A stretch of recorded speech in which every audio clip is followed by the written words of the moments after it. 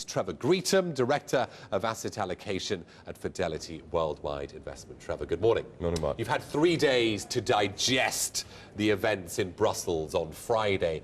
Did you wake up today feeling that Europe was a better place to put your money or a worse place to put your money?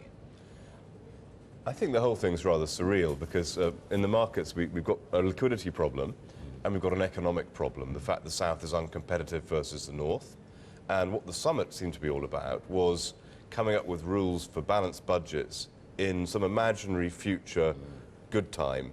And it doesn't seem very related to the problem in hand at the moment. So the core issue is lack of competitiveness, which wasn't dealt with. You'd like to hear that dealt with, but that takes time in itself, doesn't it? Well, it does take time, and we're all very impatient. So I guess people were hoping that some kind of fiscal agreement would result in short-term, more aggressive action by the ECB.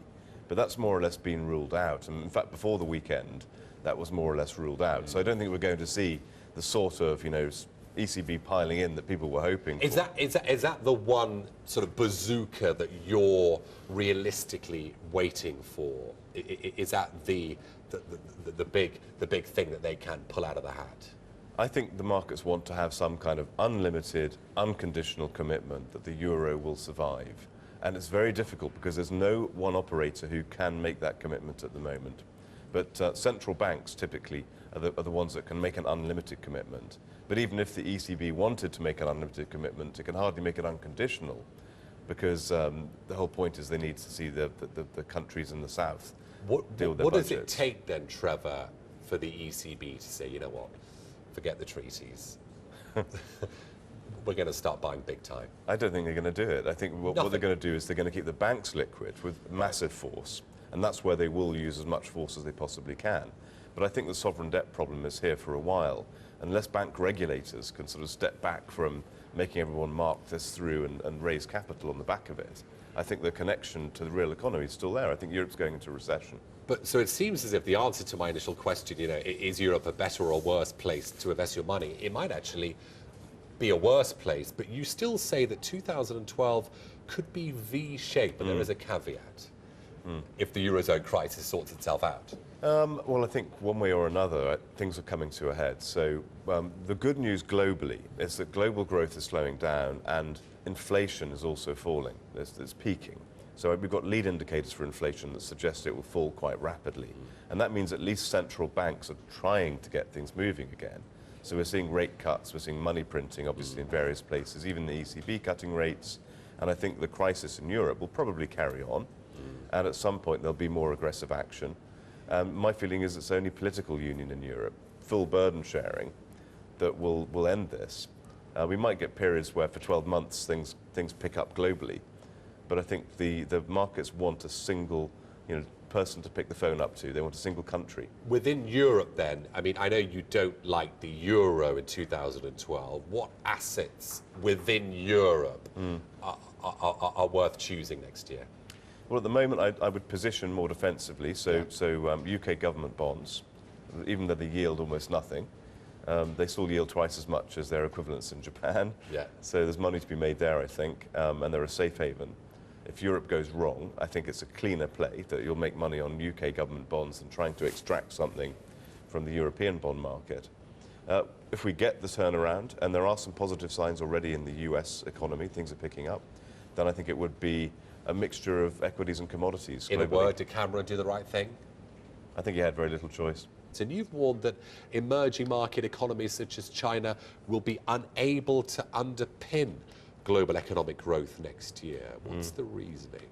Well, you mentioned the export sensitivity. I mean, China's domestic economy is growing very rapidly, but its export sector is still very large as a share of GDP.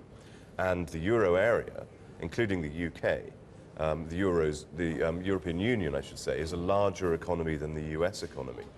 And we're not used to the fact that the world's outlook could be driven by Europe as a swing factor. But if Europe heads into a recession, it's going to affect exports from China. And we're already seeing signs of a domestic property slowdown. So I think things are cooling off for a while. So how do the emerging markets fit into our asset allocation strategy in 2012? Well, they have some very good long-term attractions. So in terms of their sort of fiscal position, they're much more solvent than developed economies. And when we get to that second half of the V, when policy has been thrown at the problem in the developed markets, it's probably the emerging markets that lead the way up. But remember, in 2008, it wasn't a great environment to be holding emerging markets overweight. So we're neutral to slightly underweight, and we'd like to see signs of the developed economies picking up again before we move back in aggressively. And in the meantime, I mean, you favour bonds overall. In the meantime, you favour bonds over equities. You underweight commodities. Yeah. Gold is an exception. But within equities, you do favour the US, but the US has its own problems. Why are you overlooking them, or are you not? Well, the US has got a central banker who likes to print money. Right. It's got a president who actually wants to expand fiscal policy and hasn't so far tightened it. So in terms of the sort of drivers of stimulus, it's got more going for it than most other places in the world. And I'm not convinced that balanced budget amendments everywhere are the way forwards, actually. So I think fiscal policy has a part to play. And although there's a big standoff between the parties at the moment, America is actually extending unemployment insurance benefits. And when you say you favour bonds over equities, where exactly and what type of bonds?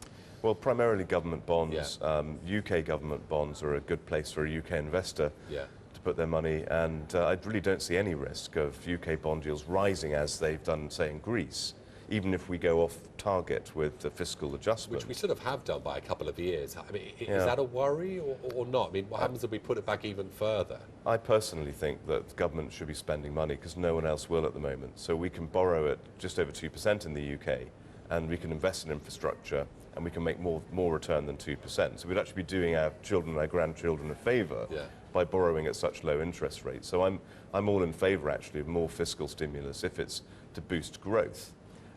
But I don't think there's any risk that the gilt yields would rise dramatically if that happened, because I think we're much more at risk of being Japan than Greece. Are there any temptations, Jeremy, within the European government bond market or not? Within the in non-eurozone, should I say? I don't know what Jeremy thinks, but Trevor, within the eurozone bond market. Within the eurozone bond market, we're very much overweight German government bonds. So we think that that's a sort of true sovereign bond yield in Europe, and all the other bond yields are built on that with various sort of risk premium for default. Steer clear of the periphery. We're clear of the periphery. Go near it. So it's UK gilts, it's German government bonds, treasuries we'd be happy with as well. And just coming back to the commodities call, not a big fan, but gold, I mean, that's a bit unadventurous, isn't it? Well, do you know, I like gold within commodities because in a slowdown environment it tends to outperform. But as an absolute play at the moment, I'm not very aggressive because you've got to believe in a weak dollar to really pile into gold, and we think the dollar could continue to strengthen. Yeah, Trevor, thanks very much. And gold is up. You can see that chart a little bit there. Thanks, Trevor. Trevor Greetham there, Director of Asset Allocation and Portfolio Manager at Fidelity Worldwide Investment.